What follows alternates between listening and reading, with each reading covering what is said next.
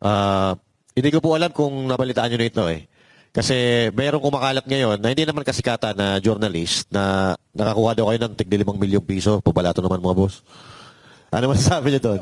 Tigli 5 milyon daw kayo eh. Sabi ng isang journalist na hindi naman kasikatan. Pakisagot lang para malinaw po yung issue na yan. Sino kaya yan, sir? Dapat ito Kasi yan sa ano, sir, kung sino Yung- nagsabi, sir, sa kanya. Ano ito ng ano eh, kung di ako nagkakamali, dati siyang anchor ng ABS-CBN at ngayon parang may column siya sa isang Yan ba dyaryo. yung bakla? Medyo matanda na to eh, medyo matanda na. Baka na-deliveran din yan, sir. Baka ganyan yung na-deliveran sinasabi din. niya. baka na-deliveran Baka din. na-deliveran din yan, sir. Eto, diretsuhan na tayo. Di ba nabanggit ninyo na merong media na pinag-deliveran o merong PR? Maaari nyo po bang sabihin yung pangalan? Kung ayaw nyo sabihin yung pangalan, okay lang din. Pero saan nyo to na-deliver at para saan itong delivery na to kung alam ninyo? Kung may alam lang kayo. Yes sir, para sa akin kasi na-assign ako sa binanggit na media personality o media, ano sir. Bali, ang activity namin araw-araw and every time may meeting na mga personalidad sa media na kilala din. Kasi parang, ano yan, meron nga kaming na-deliver sa house. May na-deliver nga kami sa, hindi ko lang muna sa bagitin sir kung ano establishment. Basta bandang, rin sir, Madirig na siya. Mas Morato. Nako po. Dyan din banda. Tapos, alam mo naman sir, maraming mga matitinding mga pangalan dyan. So, sa mga media, meron din nga ako kami na dideliveran ni natin sa bahay nila. Every week. Tapos, meron... Once a week to, sir. Yes. Once a week. Meron din po kaming nadideliveran dyan sa station, sa drop-off lang, abutan lang. Hindi ko lang muna po sa Maleta o envelope, sir? Ano lang naman, yung paper bag lang naman. Paper bag. Yes, po. Ito sir, bago tayo lumalim dito sa usapan natin, gusto lang namin malaman kung paano po kayo nawala sa pagtatrabaho kay Mr. Saldico. Na tanggal po ba kayo dyan pag alis niya papunta ibang bansa o bago pa siya mapunta ng ibang bansa? Nung umalis na po siya, sir, sa papunta ibang bansa po. Andun po kayo nawalaan ng trabaho sa kanya. Yes po, yes Pero po. nung nandito pa po siya, nandyan po kayo sa kanya. Andyan po Oo, sa kanya po. okay. Malinaw. Yes po. Sige po. Ayun. Sir, kailan nyo na-realize na yung dinideliver nyong maleta o basura, pera na ng gobyerno? Nare-realize ko po nung kasagsagan nung andun ako sa kanya dahil minsan nagpipick up din kami sa Horizon. Inaabot din yung AE niya, ni Paul. Ang perang na ginagamit for operation niya kung saan yung may mga meetings. Yes po, ganun po. Kayo, meron bang iba kung kailan nyo na-realize na ito ay pera ng bayan? Meron po? Kailan nyo po na-realize na, uy, sandali, medyo may mali na dito Medyo sobra-sobra na tong pinamimigay namin Kailan nyo po na-realize yun? Tapos isa pa dun, sir, yung dito, sir, yung pumutok na po yung flood control. Yung pumutok na flood control, doon na namin unti-unting naintindihan na galing pala doon yung pera. Hindi pala sa negosyo, hindi lang pala sa negosyo ni boss. Okay. So ang paliwanag ni Saldico, sa negosyo niya yan. Ang pagkakalam po namin, sir, kasi negosyante nga si boss, sir. Yes po. Okay. So, naintindihan ko na. Kasi tinatanong ng iba, bakit ngayon lang kayo nagsalita na ganito? Meron pala, noon pa, meron ng ganon dahil sa negosyo niya. Yes po, sir. Okay. So, maliwanag sa atin, Nung pumutok yung flood control dahil na-fact check ng kalikasan, doon nagduda sila, sir, na ito palang hinatid natin na pera, galing pa ito sa kaban ng bayan. Pero eto, ano po ang masasabi ninyo doon sa statement ng isang mambabatas na kahit daw 5 taon, kayong mag-deliver ng maleta, hindi kayo makakapag-deliver ng 805 billion. Totoo ba yun? Kasi doon sa 805 billion, di ba? Sabi ni Atty. Baligod. So kahit daw 5 taon kayo na maghakot ng maleta, hindi daw mabubuo, mahirapan daw mabuo yung 805 billion. At sinabi, papasubok daw sa inyo sa NBI. Pinasubok ba? Hindi naman po pinasubok na NBI sa amin. Sir, lapit lang po natin yung mikropono pag sumagot tayo. Sige, sir.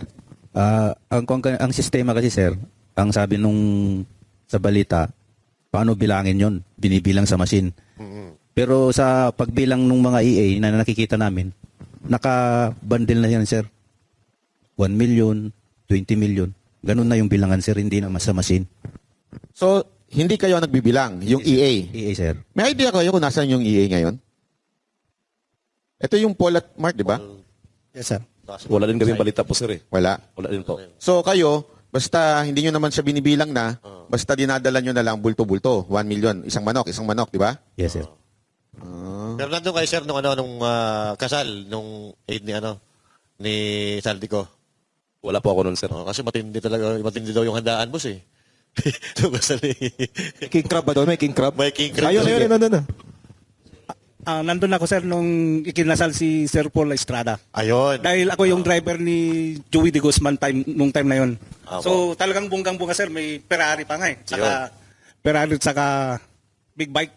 So big time talaga. So sa tingin nyo, sir, nakinabang din yon? Sa tingin nyo po, nakinabang din yon, yung tao na yon? Yung kinasal? Sigurado yan, Yes, sir. sir. Yes. Sigurado. 100% Yes. yan, sir. 100%. Oo, kasi nag-viral yun, boss, eh. Talagang matindi daw yung handaan, tapos mga bigatin yung mga bisita, eh. Kaya yun. Yes, sir. Flood control. Kasama din ako doon nung kinasal si Paul Estrada. Nasaksihan ko talagang naka-ingrandi talaga. Kung sa trabaho niya siguro, sir, yung ingranding na hindi kakayanin. So, yun, tama din sinabi ni Tap. May may sasakyan pa nga eh. Ferrari. Mustang ba yun o Ferrari. Oo, Ferrari. Ferrari. Regalo. Tapos mayroon pa siyang big bike na doon. Kaya nasaksihan ko talaga. Balikan natin yung pag-alis ninyo kay Saldico. Nagpaalam ba sa inyo si Saldico o sinabi, sinabi ba sa inyo, hanggang dito na lang ang serbisyo nyo o basta na lang kayo iniwan sa ere? Bali, nung tinanggal kasi kami, sir, si Bosaldi nasa ibang bansa po. So, bali, ang nagpa-terminate na lang, sir, sa amin is yung head ng HR at saka yung mga officer namin, sir. Sila so, yung, sir, sila na yung parang nag-facilitate. So, ibig sabihin, nagpunta muna siya doon, employed pa kayo. Yes, sir. Tapos biglang nalaman nyo na lang through do sa HR na hindi na kayo, tinanggal na kayo. Yes, sir. Well, anong binigay na rason? Ayun nga, sir, na ang nakalagay doon sa namin, sir, is retrenchment, sir. Hindi, kasi kaya ako tinatanong yan kasi ang tanong is baka naman dahil daw bitter kayo kay Saldi kaya nyo nilalaglag na si Saldi at yung mga katrabaho o yung kanyang mga kanegosyo. Anong masasabi nyo doon?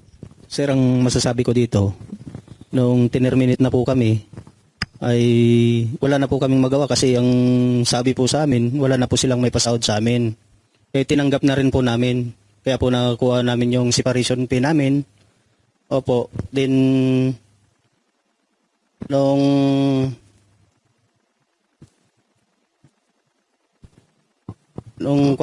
kalahati lang po yung binigay pala sa kuha namin, sir. Sa benefits na binigay po sa amin. Pero naging sapat pa rin yun sa amin kahit sa malit na halaga, malaki na yun sa amin. Kasi po, So hindi nabuo ni Saldico? Opo. Ito si Saldico, may pera pandemanda sa akin. Hindi man lang binayaran ng buo ito mga ito. Ikaw talaga, So may utang pa pala po sa inyo, si Mr. Saldico. may panahon siya magbayad ng abogado laban sa akin, pero Tapos hindi mo sweldo. pambira ka Saldico. Pero eto, boss, regarding pa rin ito sa sa mga pera-pera na yan. Kasi media personalities, nasabi nyo kanina, na merong nag-aatid kayo ng pera, especially si Sir. Sa mga government officials, pwede ba natin sabihin kung kanino kayo madalas na mag-deliver? At kung ito ay tuwing meeting lang ba o regular? Yan. Nakaschedule ba? O ito, sa araw na to, magdi-deliver tayo kay... Linggo-linggo. Ibig sabihin, linggo-linggo. Linggo-linggo. Magdi-deliver tayo kay Junel. Magdi-deliver tayo... So, ano ba ang format ninyo? Government official, ha? O pag inutusan lang kayo, doon lang kayo nagdi-deliver? Ayan. Sige nga po, meron pong gusto Kahit sumagot. sino po. Simula ng umupo si boss ng chairman ng APRO, yung routine ng pagdi-deliver, yung regular, kay dating Speaker Romualdez. So sa Portito, umpisa niyan 2022, September, sa Portito hanggang December 2023. Ngayon, hindi ko alam kung bakit nalipat. Nalipat siya sa 14 Nara Street, South Forbes. Doon na po yung sunod na imbakan. Yun pong regular na duty.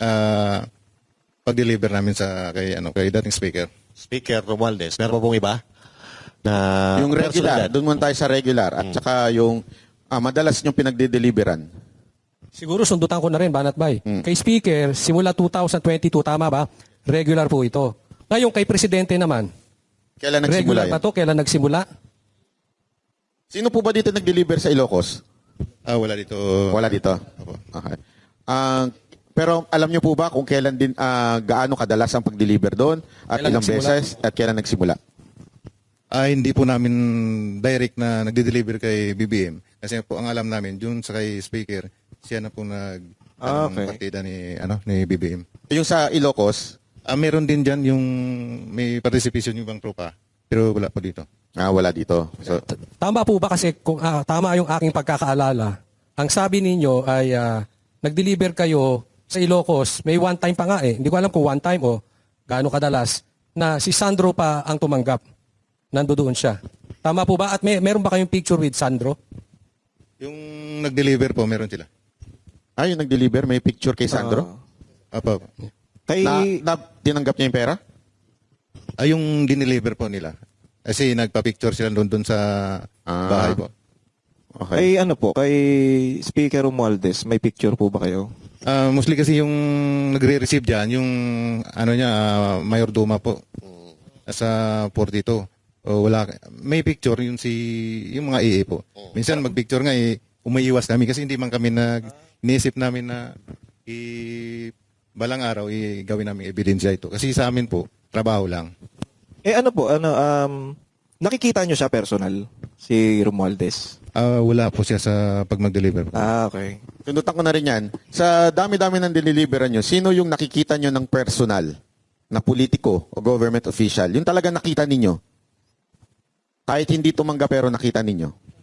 Sa townhouse naman, marami pong politiko dyan na pumupunta at nakikita po namin na paglabas nila, meron na pong dadala na paper bag, expandable envelope.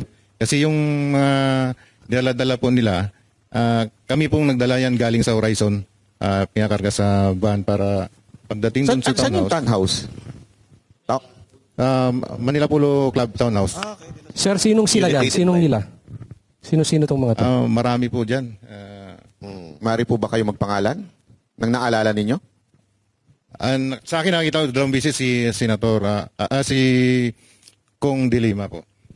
Dalawang bisis ko siya nakita. Yung iba po. May bit-bit ba siyang expandable na, no? Meron po, meron. Ayun. Meron siyang bit-bit mismo. Siya mismo yung bumit-bit.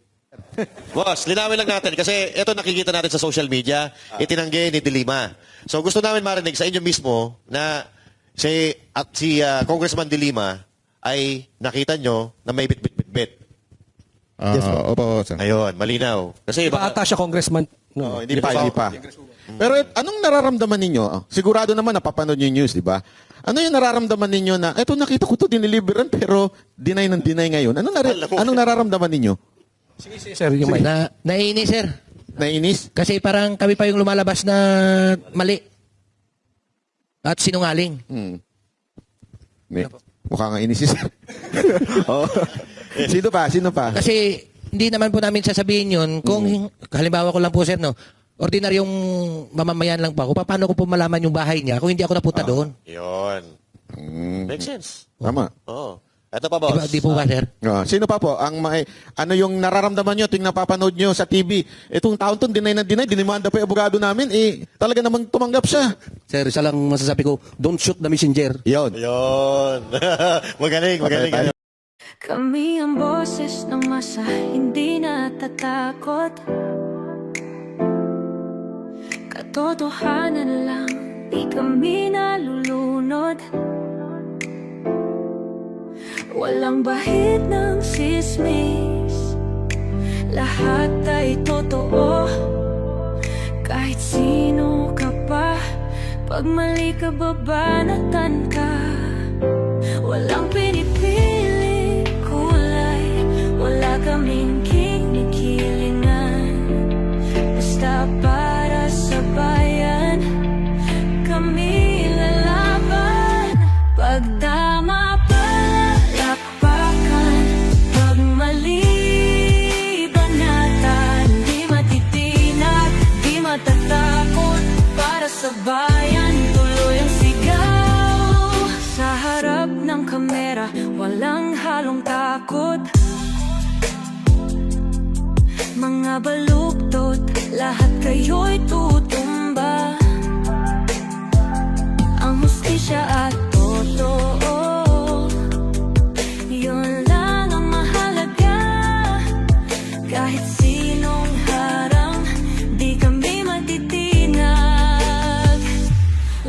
pinipiling kulay, wala kaming kinikilingan.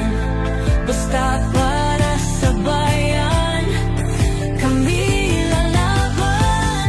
Pag tama palakpakan, pag mali banatan. Di matitinag, di matatakot, para sa bayan tuloy ang sigaw.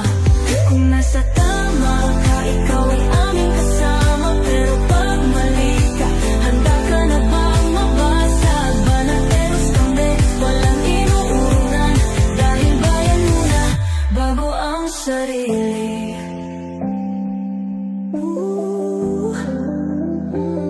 Bago ang sarili.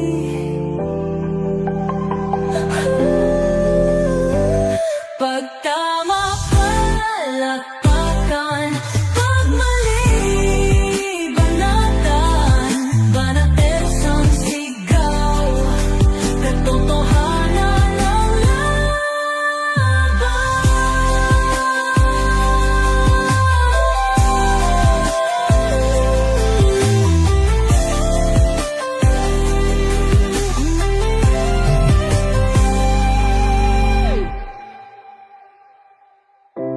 Sa harap